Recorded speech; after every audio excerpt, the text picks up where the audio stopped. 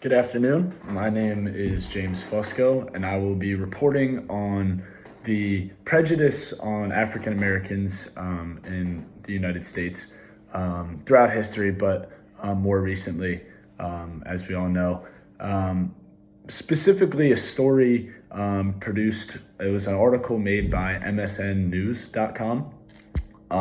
This was a story about a conviction of a felon in 2009 named Hassan Bakot.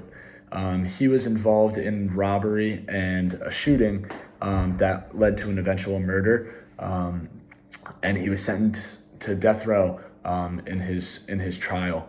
But it was found out that the jurors in the courtroom were predominantly white, and there was a lot of racial language that not only were the jurors using, but the judges as well, quote, including terms such as thug, piece of trash, and predators of the African plain.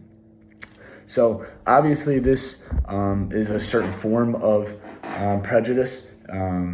It's verbal prejudice, it's hateful speech, and also with the fact that they had purely white jurors in this case is another example of discrimination, especially against the African Americans.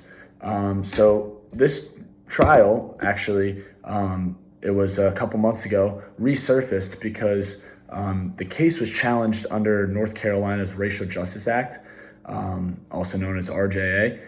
That basically presents evidence leading up to racial discrimination that plays a role in not only the conviction of Hassan, but in other capital cases around the area.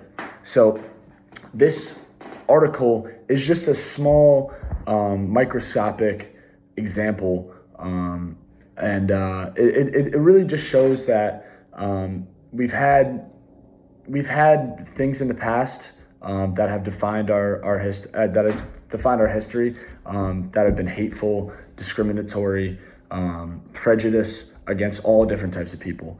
And this just shows that things like this can still happen today. Unfortunately, it's human nature of these terrible people to bring hate and to spread bad words or bad thoughts about other people that lead to these stereotypes. And it's really sad to see that things that we thought that we could solve hundreds of years ago still come and about today.